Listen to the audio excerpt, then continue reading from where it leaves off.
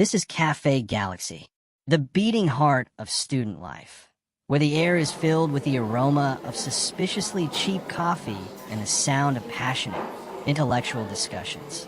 Important stuff, like whether a building's design can be problematic or whether a concrete slab silently judges your life choices.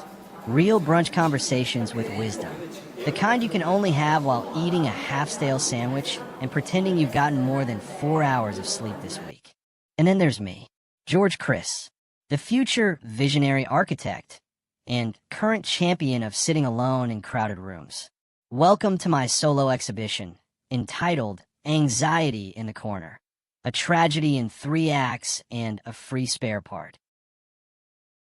Behold, the architect's file, very famous. It holds the secrets of the universe, or, in my case, a terrifyingly blank page that has been judging me for the past 45 minutes. My pen is hovering. My ambition is evident. My brain, however, is a million miles away. It is not based on structural integrity or geometric forms. No, it is on it. And here, my friends, is where the carefully planned destruction of my life is officially scheduled to begin. And right across the room was the source of the distraction, Lisa. She laughed at something her friend said, and her golden hair wasn't just catching the sunlight. It was actually grabbing it, speaking sternly to it, and making it work for her. She had this magnetism, this presence. Her face didn't just have light. It actively produced it. It was a self-sustaining, renewable energy source. A human glow stick with a PhD in captivating everyone within a 50-foot radius. And for me, she wasn't just beautiful. She was radiant, untouched. She was on a pedestal so high, I'm pretty sure her zip code was heaven, floor 2. And most brutal part, she was completely, blissfully, and completely unaware that I even existed. My presence registered on her radar, somewhere beneath the gentle current and that strange smell from the cafeteria. So, I did what any young man with complete confidence would do in this situation. I did a quick, brutal assessment of my performance. I looked down to see what was really going on. The evidence was damning. A faded t-shirt with a stain that could tell its own mysterious origin story. Jeans so tight, I think they were auditioning for the role of Capri, and sneakers so worn that the soles were less protection and more vague innuendo. Let's call it high intensity and pray for a biblical flood, and sneakers so worn that the soles were less protective and more vague innuendo. I basically just whispered floor. And this one, crystal clear, Pulitzer Prize-winning thought came to me. What girl in her right mind, with eyes that function normally, would see anything attractive in this human tangle of overflowing t-shirts and despair? Of course, I looked back at Lisa, that radiant sun goddess, and shriveled in my seat like a deflated balloon, I went full camouflage to stay off her radar. Suddenly, a voice interrupts my delirium of pity. Are you okay, George? I almost jumped out of my skin. It was Bill, one of about 3 people in my entire class who ever acknowledged my existence. I think he felt sorry for me. Yes, I murmured, doing that incredibly smooth motion where I was furiously eating my sandwich to hide the fact that my eyes were practically glued to Lisa. Of course, Bill followed my gaze. He smiled slyly. Lisa again? You always stare at her. I immediately turned the color of a fire hydrant. I'm not staring, I screamed.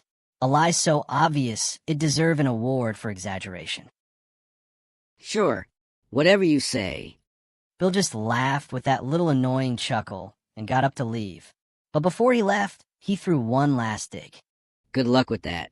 She's into guys like Danny, tall enough to touch the ceiling and rich enough not to care. Bill's words stung me, but I try not to show it. But inside, ouch, direct hit. It wasn't just the towering shadow of Danny, the basketball star, that made Lisa unapproachable to someone like me. The real problem was my whole life. My dad decided that this whole fatherhood thing wasn't for him and gave up when I was 4. Architecture school is expensive. I buy tools, paints, materials like I'm building the Acropolis myself. My mom works 1,000,000 hours a week to pay the bills, and I distribute every dollar like a general on a mission. Small luxuries? Forget them. Others get shirts, leather jackets, guitars. I got toothpaste that makes teeth shine. We are living the dream. Literally, someone else's dream. And then Lisa just got up and walked away, leaving her group behind. Her blonde hair glistened in the sun like she was starring in a shampoo commercial. And she didn't even look at me, which made sense. I had become one with the wall. I was part of the decor. I watched her leave and felt my chest do this weird little tightening. You know what? It's a classic cocktail. 50% pure longing, 50% indigestion from that questionable cafeteria toast. She probably doesn't even know my name, or worse, she knows it as the corner guy. But then it happened. A moment of pure, unadulterated, and utterly delusional genius. Last Saturday, at the Strangers concert, Lisa wasn't just beautiful. She was radiant. And it wasn't because of someone's biceps. It was right when the guitarist started his solo. Her whole vibe just shifted. Bingo. Her kryptonite wasn't confidence or six-pack abs. It was guitar players. Of course it was. Huh. Because my life is basically a sitcom, and the writers are merciless. My gaze fell on my file. I opened it abruptly, and there it was. Staring at me from a glossy brochure, a bright red electric guitar. The exact same model as my neighbor, Danny. You know Danny? The undisputed star of the basketball team? The guy whose mere presence probably makes the flowers bloom? This Danny. A plan, a terrible, devious, downright diabolical plan, started to take shape in my mind. What could possibly go wrong? Because here's the secret weapon, the plot twist in this tragicomedy. For years, I secretly practiced on my dad's old acoustic guitar. Yes, the one he left behind. This is not just a musical instrument, more like an emotionally charged object that just happens to have strings. It's my therapist, my confidant, the one thing I've ever truly devoted myself to. In its current state, it looks worn down by the tears of my frustration. We've got a very complicated relationship. So, problem solved, right? I'm a secret hero guitarist. Wrong. Problem not solved at all. Because the emotional support guitar I use is from the miserable Stone Age. I need this electric guitar, the bright, crimson beacon of hope. But guitars like this, they cost money. More money than my entire wardrobe, combined. And that includes the socks I have from high school that are more holes than socks. So, I did what any desperate man would do. I emptied my wallet onto the table. It was a sad scene.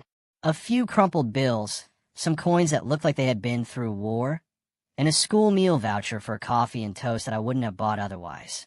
I did the math. I had exactly half. Half. I was living the real-life version of a free-to-play mobile game. I could either play for 400 hours or just pay to win.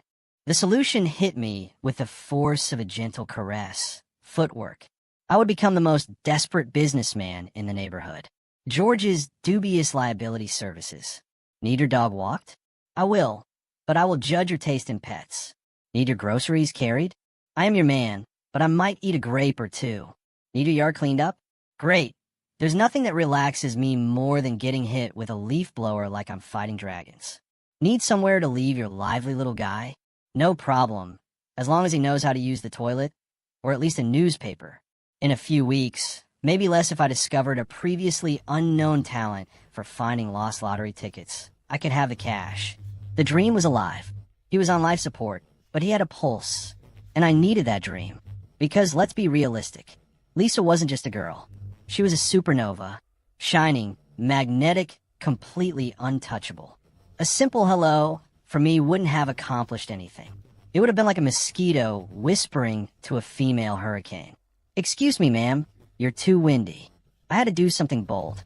Something that would make her see me not as George, the human wallpaper, but as George, the guy with a capital G. I had to devise such a dramatic plot twist that it would take me straight out of the background and into the foreground. I had to transform from invisible man to unforgettable man. Or, that weird guy with the amazingly cool guitar. I'd take that. I'd take that title. The guy who smells a little desperate, but plays a bad solo. It was a start. The plan was in place. It was hellish. It was great. It was going to be a wonderful, glorious fiasco. What could go wrong? And as it turned out that night, Music wasn't the only thing that traveled through her gaze. It was the beginning of a journey so unlikely it would need a little help from the universe to reach its destination.